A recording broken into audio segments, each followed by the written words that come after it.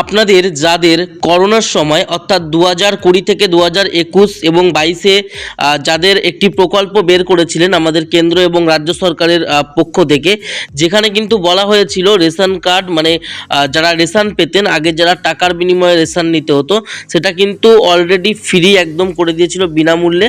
সেটি কিন্তু গত 5 বছর পর্যন্ত, অর্থাৎ করোনার সময় থেকে কিন্তু বলেছে, এবং গত বছর অর্থাৎ 2023-এও কিন্তু ঘোষণা হয়েছে 2025 টোটাল 5 বছর পর্যন্ত কিন্তু এখনও ফ্রিতে রেশন সামগ্রিক দেওয়া হবে। কিন্তু এখন কিন্তু ইতিমধ্যে একটি বড় ঘোষণা, যেখানে কিন্তু জানানো হয়েছে আপনারা কিন্তু পাবেন না ফ্রিতে রেশন। এবার কারা কারা পাবে না, কোন রেশন কার্ডের মানে কোন ক্যাটাগরি রেশন কার্ড, অর্থাৎ RKSY 1 অন্নদয় রেশন যোজনা রেশন কার্ড, এছাড়া HPHH PHH, কোন রেশন কার্ডে আপনারা ফ্রিতে রেশন পাবেন না সেই বিষয়টি জানিয়ে দেবো, এবং আপনারা কেন পাবেন না এবং কি করলে আপনারা আবার পুনরায় ফ্রিতে রেশন পাবেন সেটাও কিন্তু আজকের এই ভিডিও থাকছে। তো অবশ্যই ভিডিওটা শেষ পর্যন্ত দেখবেন, আশা করি উপকারে লাগবে, এবং যদি ভিডিওটা আপনাদের উপকারে লাগে তো অবশ্যই like comment share and subscribe করে দেবেন। আমাদের চ্যানেলের আরও নতুন নতুন ভিডিও পাওয়ার জন্য, অবশ্যই গুরুত্বপূর্ণ ভিডিও পাওয়ার জন্য চ্যানেলটাকে সাবস্ক্রাইব করতে হবে। তো অবশ্যই ভিডিওটা শেষ পর্যন্ত দেখবেন, আমরা কিন্তু ভিডিওতে পুরো প্রথম থেকে শেষ পর্যন্ত একটি প্রতিবেদনে দেখিয়ে দেবো। তো চলুন বেশি না বকে ভাট ভিডিওটা শুরু করা যাক। দেখতে পাচ্ছেন এখানে কিন্তু লেখা রয়েছে রেশন কার্ডদের জন্য দুঃসংবাদ, এখনই এই বিশেষ সুবিধা আর পাওয়া যাবে না। তো কি এই বিশেষ সুবিধাটি পাওয়া যাবে না সেটা কিন্তু আজকের এই ভিডিওতে জানিয়ে দেবো।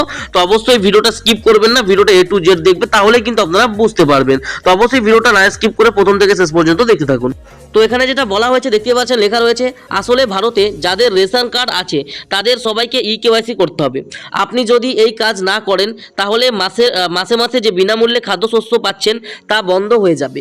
প্রাথমিকভাবে এই রেশন কার্ডের EKYC করার শেষ তারিখ ছিল 31শে ডিসেম্বর 2023, অর্থাৎ আগের বছর। তবে রেশন কার্ড আধিকারিকদের জন্য এই সময়সীমা বাড়ানো হয়েছে। প্রত্যেকটি রাজ্য সরকার এই তারিখের মধ্যে সকলকে EKYC করার নির্দেশ দিয়েছে।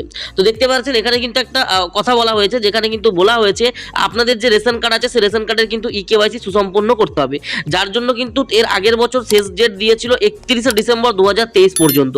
কিন্তু প্রত্যেকে না করার কারণে এখনও কিন্তু কিছু কিছু যে রেশন গ্রাহকরা রয়েছে তারা কিন্তু এখনও রেশন কার্ডগুলোকে EKYC কমপ্লিট করেনি। তার জন্য কিন্তু তার সময়সীমা বাড়ানো হয়েছে। তো কত তারিখ পর্যন্ত বাড়ানো হয়েছে, কতদিন পর্যন্ত আপনারা করতে পারবেন সেটাও কিন্তু আজকের এই ভিডিওতে জানাবো। তো অবশ্যই ভিডিওটা স্কিপ করবেন না, ভিডিওটা খুবই গুরুত্বপূর্ণ, ভিডিওটা শেষ পর্যন্ত দেখতে হবে।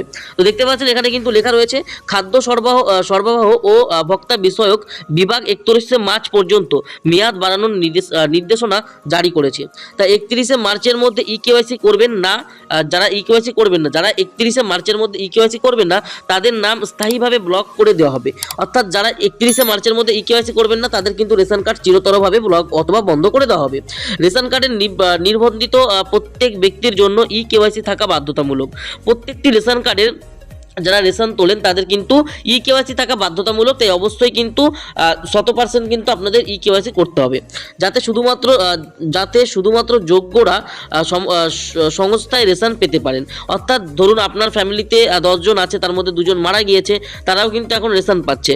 অর্থাৎ সেই ক্ষেত্রে তাদের জন্যই কিন্তু EKYCটি করতে হবে। অর্থাৎ ধরুন আপনার ফ্যামিলিতে 10 জন রয়েছে, 2 জন মারা গেছে, 2 জনের রেশন অটোমেটিক আপনারা পেয়ে যাচ্ছেন। তো যাতে এরকমটা না হয়, সরকারের যাতে কোনো ক্ষতি না হয়, তার জন্য কিন্তু এই EKYC সিস্টেমটি চালু করা হয়েছে, যাতে শুধুমাত্র যোগ্য যারা রেশন পাওয়ার তারাই যেন পায়।